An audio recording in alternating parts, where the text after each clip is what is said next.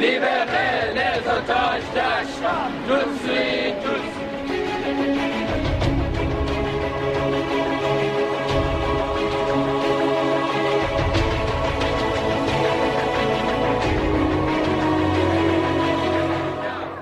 Mrs. Bilal Ban Ki-moon, take action, release 7 hostages, now, now, now. Mrs. Bilal Ban Ki-moon, take action, release 7 hostages, now, now, now.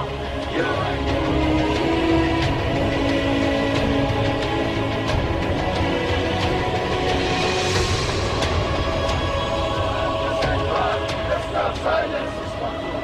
UN, listen to us. Stop silence is control. Camp Liberty's protection is UN obligation. Camp Liberty's protection is UN obligation. Camp Liberty.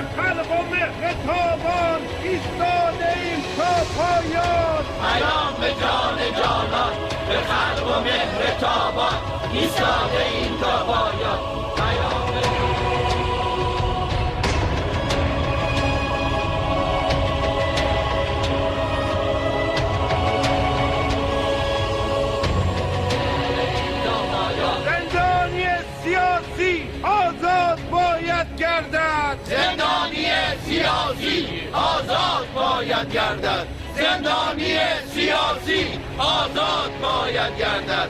زندانی سیاسی آزاد باید گردد.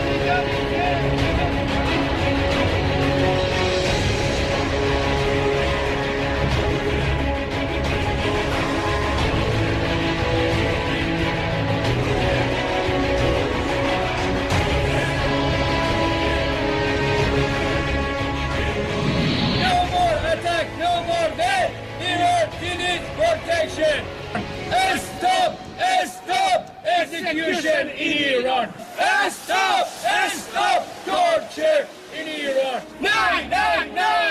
نه برید بندوق است. هر کی که دستش توی دست ملاست اونم شریک جرم این آخوندان. حمله موشکی دیگر اثر ندارد.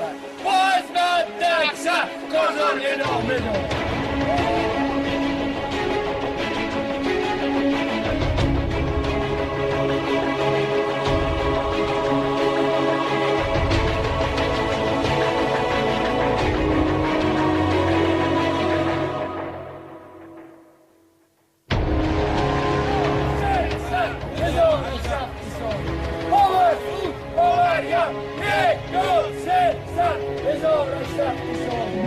Shame!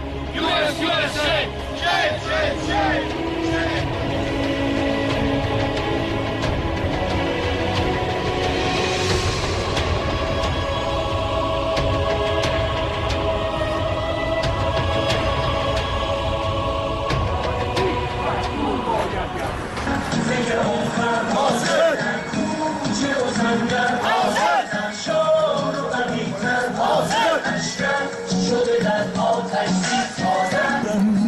یک آسمان عبورم، یک دریا بیقراری، یک کوه بادبانی. من یک جنگل بهارم، رویده در حصارم، در تندباد بیدار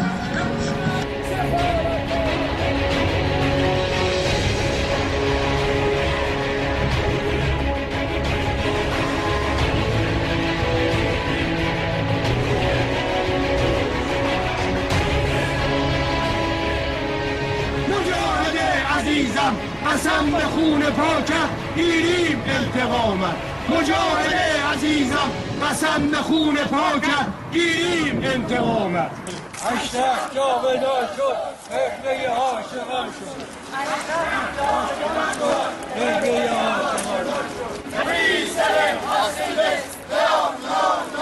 اشرف جاودان شد قبله عاشقان شد اشرف جاودان شد قبله عاشقان شد اشرفی هر جا که هست اشرف جاوید و زنده اشرف جاودان شد قبله عاشقان شد اشرف جاودان شد قبله عاشقان شد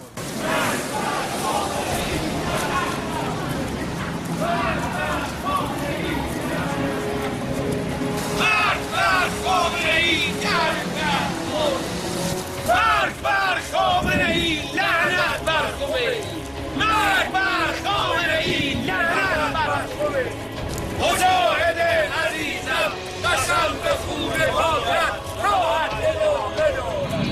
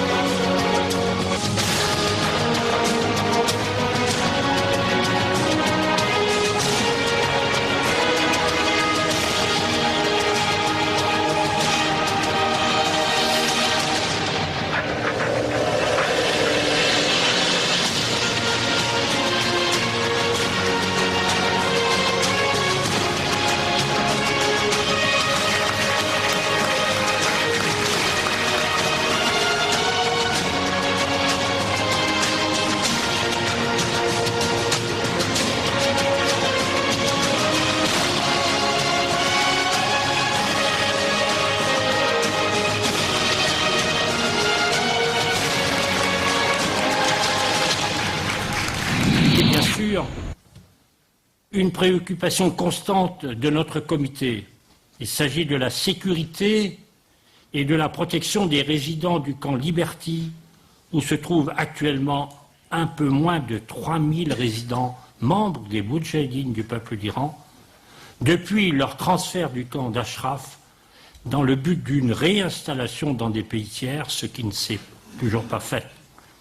En plus de la menace quotidienne de tirs de roquettes et d'autres obus qui ont déjà fait une quinzaine de morts et des centaines de blessés dans ce camp, c'est un véritable centre de détention arbitraire qu'a réservé le gouvernement irakien, un gouvernement irakien qui est inféodé à Téhéran, donc une manifestation d'une détention arbitraire que les réfugiés iraniens subissent, eux qui sont privés de temps à autre de leurs droits élémentaires, tels l'accès aux soins et aux médicaments.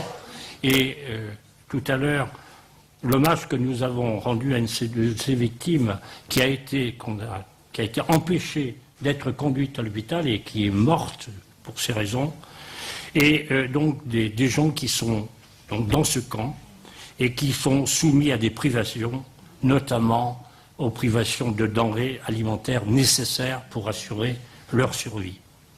Voilà, chers amis, un survol très rapide des thèmes qui ont été prévus et qui seront discutés pendant toute cette séance. Et en attendant, je vais bien sûr passer la parole avec grand plaisir à Madame Myriam Radjavi.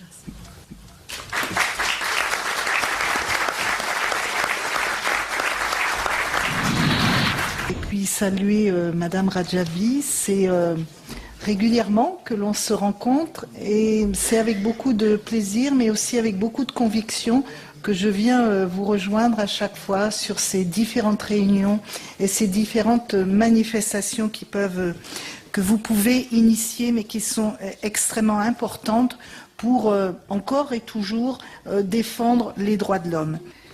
Les Iraniennes, et vous nous le montrez, veulent le changement. Et nous pouvons le voir dans le rôle qu'elle joue, que vous jouez dans la résistance iranienne. Avec votre leadership, Madame Radjavi, avec le millier de femmes qui ont rejoint le camp d'Ashraf et Liberty, elles sont là en dépit de toutes les difficultés et de tous les dangers. Elles sont aujourd'hui confrontées à un blocus médical inhumain qui fait tous les jours de nouvelles victimes. Ni leur famille, ni leur avocat n'ont accès au camp. Rappelons également que dans le massacre perpétré le 1er septembre dernier au camp d'Ashraf, 6 femmes ont été assassinées et 6 autres ont été prises en otage. Mais malheureusement, les Nations Unies n'ont entrepris aucune enquête indépendante sur ce crime contre l'humanité. Cette absence de justice ouvre la voie à d'autres crimes et le camp Liberty est menacé par d'autres tueries. Le Conseil de sécurité des Nations Unies doit se saisir de ce dossier et une enquête indépendante doit être menée par les Nations Unies sur ce massacre, sur le massacre d'Ashraf.